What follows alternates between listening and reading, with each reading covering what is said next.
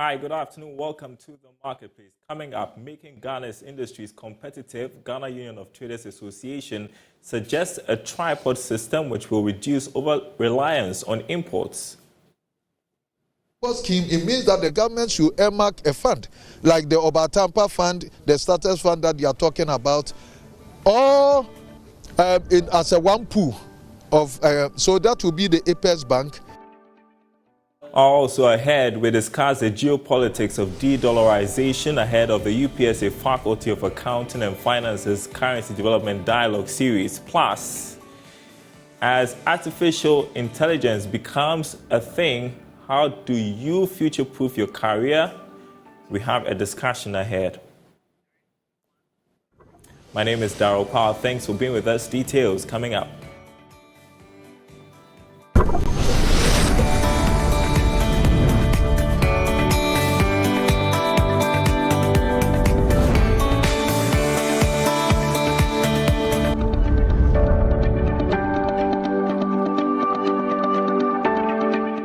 And thanks for staying with us, everyone. Now, as a way of ensuring that local industries thrive, encourage high patronage of made-in-Ghana goods, and reduce the country's over-reliance on imports, the Ghana Union of Traders Association is suggesting the tripod system.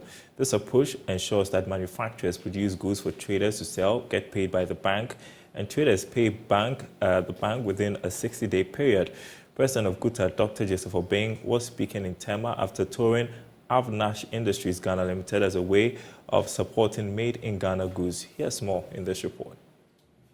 Over the years, Ghana has put in place different measures to push local industries, but these are said to be far from achieving their target due to continuous reliance on imports. This is negatively affecting the country's economy and performance of the cedi, with groups such as Ghana Union of Traders Association GUTA being blamed. But GUTA has refuted this claim, saying it is in support of local production and has called for review of factors that make local industries less competitive. President of GUTA, Dr. Joseph Obeng, disclosed this after touring Avnash Industries, which is into rice, oil, and soap production, with some members of the association. Dr. Joseph Obeng believes it is time for Ghana to implement the tripod approach. So that what happens is that the tripod scheme, it means that the government should earmark a fund, like the Obatampa fund, the status fund that you are talking about, or as a one pool of, so that will be the Apex Bank, and then the manufacturers, when I go and buy from the manufacturer on credit, the manufacturer take my pro forma to the bank for payment, and then I'm given about 3 months to pay the bank. So it's a tripod scheme that's supported by government. It means that we are able to source credit directly from the manufacturers who are not capable to give the credit.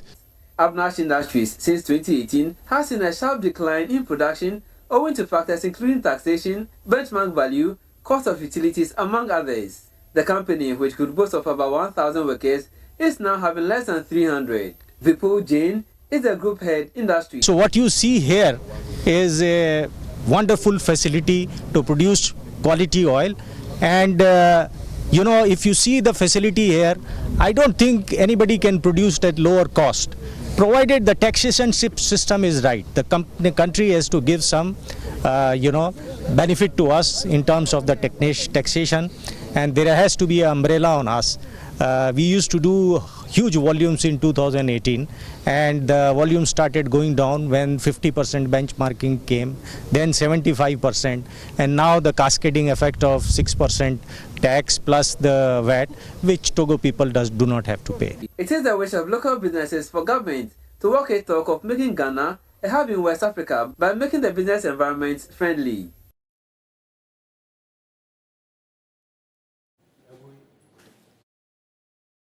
Now, the Faculty of Accounting and Finance of the University of Professional Studies, Accra, is set to hold a Currency Development Dialogue Series, taking a look at the geopolitics of de-dollarization, BRICS currency strategy, and lessons from Africa's common currency. Well, joining me in studio with a look ahead is Professor Isaac Bredu, who is Dean, Faculty of Accounting and Finance at the UPSA. Good to have you in the studio to talk about this. It's happening on Thursday, that is tomorrow, right? Yeah, so give us an overview of the Currency Development Series and its main objectives. Thank you very much, Kwawu, Mr. Kwawu, and thank you very much for the opportunity, and good afternoon to your viewers. Tomorrow we are having a program about currency development dialogue series, and the main objective is to explore the geopolitics of the Dedolarization and its impact on the West African common currency. That is what we are going to have tomorrow. And I must also say that in the ways that are the title, we have two key words that are sometimes confusing to our listeners. In Portal, we can break it down for our viewers to understand the geopolitics. We are referring to relationship, international relationship, often influenced by some other political factors. And then the de-dollarization is about trading less with dollar. Their relevance or their impact on the common currency that Africa we want to pursue. That is the essence of our program tomorrow. So how do you envision that this discussion will contribute to deeper understanding of key financial and economic issues here in Ghana? Tomorrow we, through audits, participant participation, through presentations, we are bringing in speakers who will be able to break issues down for, to our listeners to listen to the relevant issues in the political and economic spheres. We also want to stimulate discussions with our participants, and through other dialogues, discussions, we're able to unravel some of these issues in international scene. All right, so let's delve deeper. And if you could elaborate on how de-dollarization, how that can influence global economic dynamics. Foreign nations over the years, or the development in this area is not a new thing. Since 1960, several countries have tried through other means to trade less with the dollar. Starting from the Spanish GUTA all the way down. This attempt is spearheaded by Russia. And when we say BRICS, we are talking about 4 or 5 countries coming together to champion a common cause. So we have the Brazil, we have the Russia, we have China, we have South Africa. The idea is the formation was in response to the financial global crisis that took place. And the essence to have a common currency to trade among these partners. And we also think that if these nations are able to come together, they control about almost 40% of the world's population. If they're able to come together to trade with a common currency, we are of the opinion that in our pursuit towards a common currency in Africa, we'll have an issue.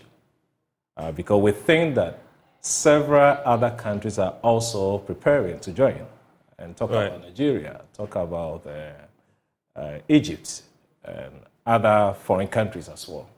So through this dialogue, participants and presenters will be able to speak to our policy makers, and we can have a lot of lessons out of this dialogue. And it's not just on economies, right, but on global power dynamics and international relationships as well. Can you talk about the potential impacts? I think one thing we need to know, the global economic pattern is likely to change because we have traded with the dollar for years. And now there's a new currency. And now Ghana and Africa, the major currency in terms of trading is dollar. If there's an introduction of a new currency, modifications in terms of capital outflow or capital flow will be impacted.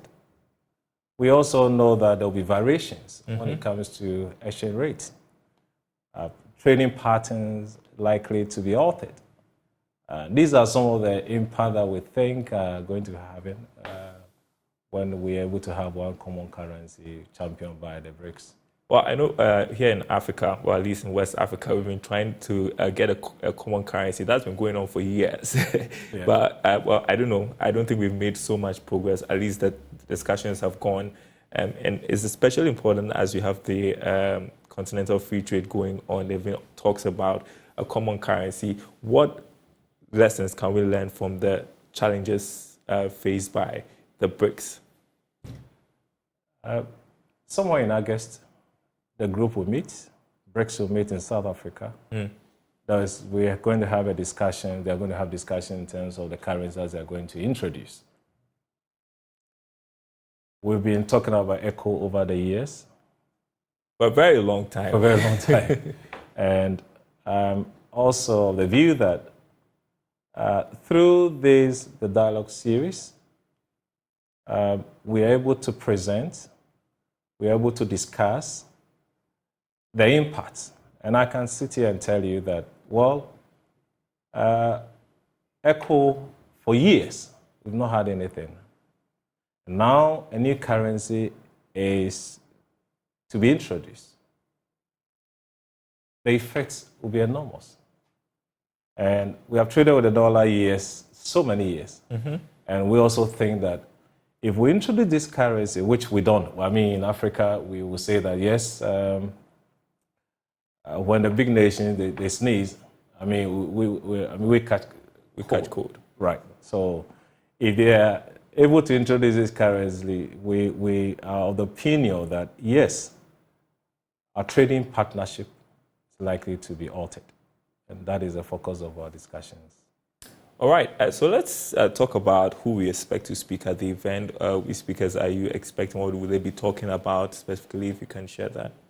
We have two different sections. The first section will focus on the presentations on the various topics that we are going to discuss. The first one will be on discussions. The third one will be second one will be discussions. And we have Vladimir, Professor Vladimir Judah. So we also will be looking at the geopolitics of the BRICS. And then we have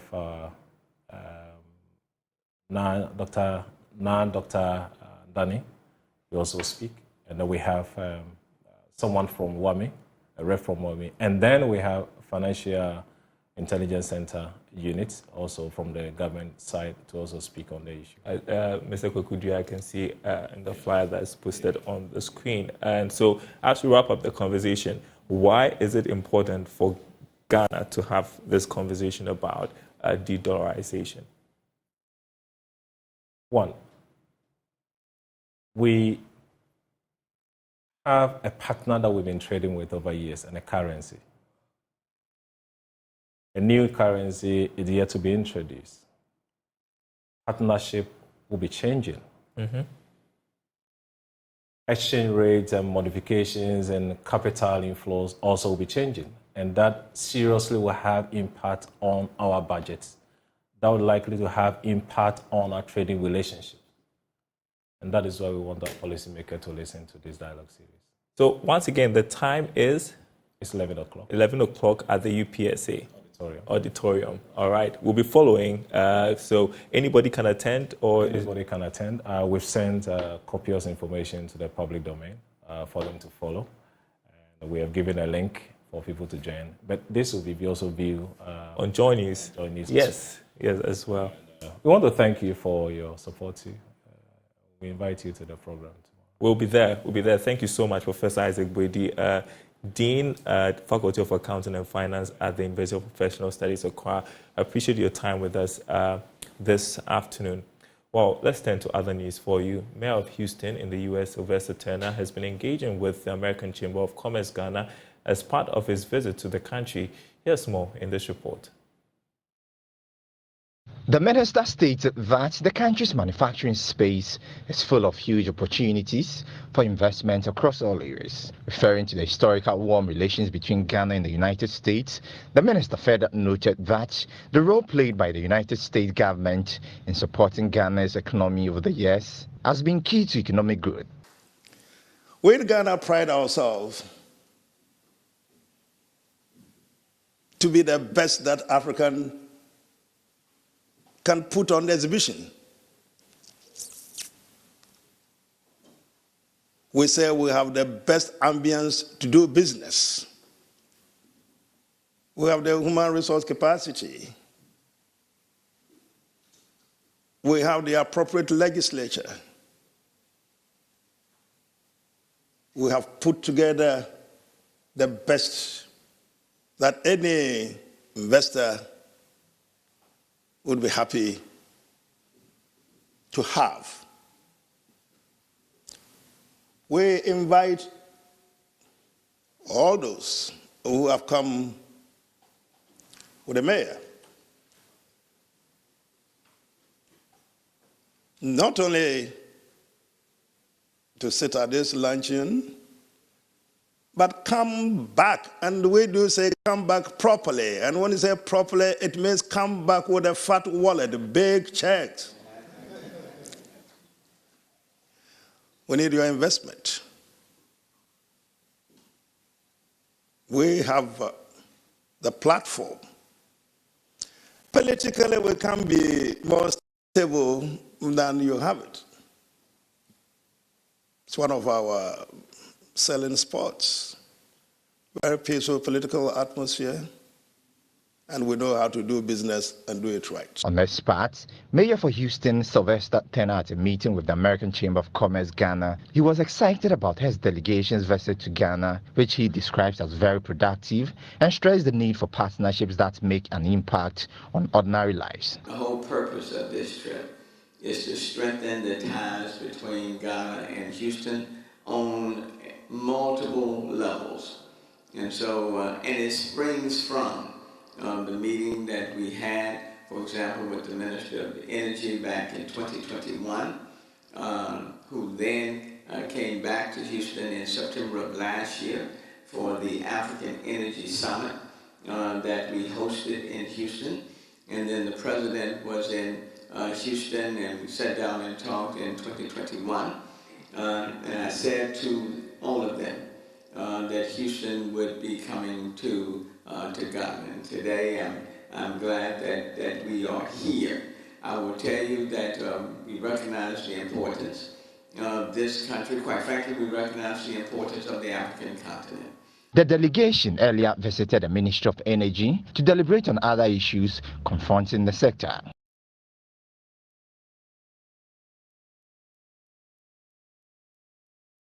Now, the high cost of medical imaging equipment at health facilities, amongst others, has led to an increasing number of misdiagnoses. To ensure accurate diagnosis, medical equipment manufacturers Kasona Global Imaging Limited and Mindray have teamed up to supply affordable medical equipment to health facilities in Ghana. There is more in this report. Some health facilities in the region are financially constrained in procuring medical imaging equipment such as X-ray, CT, and MRI. To address this challenge, medical imaging giant Kasona Global Imaging Limited and Mindray have collaborated to assist medical facilities in Ghana to access refurbished medical equipment from advanced countries at an affordable rate.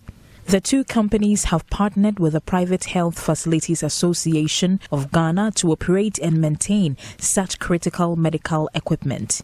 John Chigbu is Chief Executive Officer of Kasona Global Imaging Limited. The way that I see it is, unless we can collaborate, the private sector and the suppliers of it, unless we can collaborate, it's going to be difficult, very difficult for us to achieve saturation of equipment in Ghana. What we lack most in Ghana is medical tools to diagnose. Can you imagine how difficult it is for a doctor to decide what kind of treatment to administer?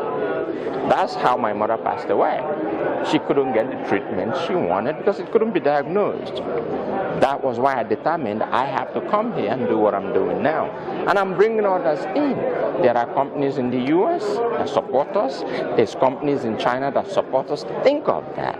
Mindray has assured of quality after-service and after-clinical support for its client. Joseph Shin is International Sales and Marketing Division for Africa. I've heard of a lot because people, doctors and the private hospital and clinics owner, they complain about the prices are too high and the quality are not stable. Sometimes when you buy the new machine and it breaks down within a very short time. So for our Mindray ultrasound machine, our product quality is very good. We have very strict inspection when all the machines are in the factory. So first of all, we provide our very good quality products. Second of all, we provide our after sales and clinical support. For after sales, we have our own engineers and our partner Casona. They are building up a big engineer base in Kumasi. An ultrasound school has been established by Mindray and its local partners. The institution will partner with universities in Ghana to train students to provide the best health care to patients. Mary Goreti Owende is Mindray Application Specialist of Africa. So what we do in partnership with the universities is to occasionally, quarterly, we come in also to support with the training, and because we are more up to date with the technology, we also update them with the technology, the current technology in the ultrasound field. For Joy Business, Mona Lisa Frimpong reporting.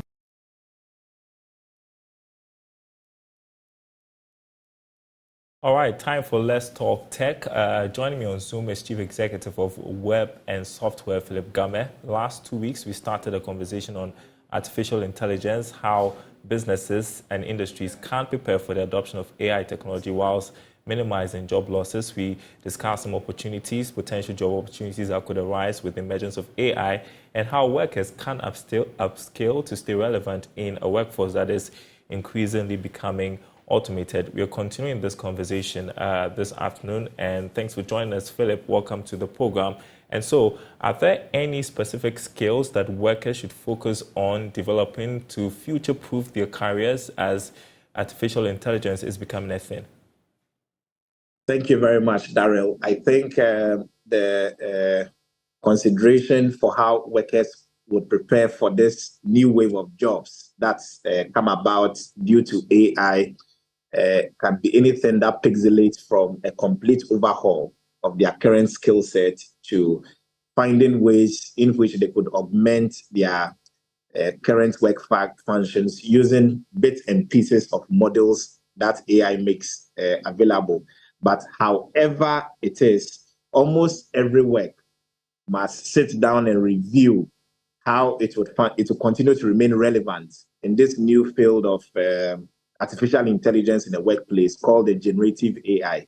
What this means is a couple of minutes must be spent by every worker to review how they can become more bionic, in the sense that we've always known that if you had issues with your arm, you would find a way to get a prosthetic arm to aid you to become more what medics would call bionic. You would have to find a way of making yourself aided by AI to remain relevant and top of issues in the workplace, whether it is by idea generation, evaluating, making recommendations or whatever.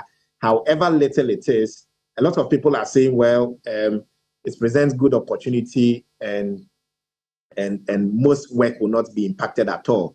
But the question I keep asking is, are you going to remain an observer? Are workers going to remain observers and watch AI threaten the relevance of their work?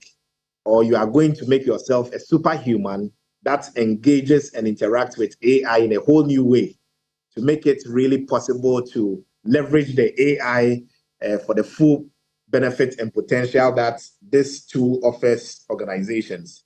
And that's the kind of conversations the role holders must have, aside the organization making the investment for change management and its people development.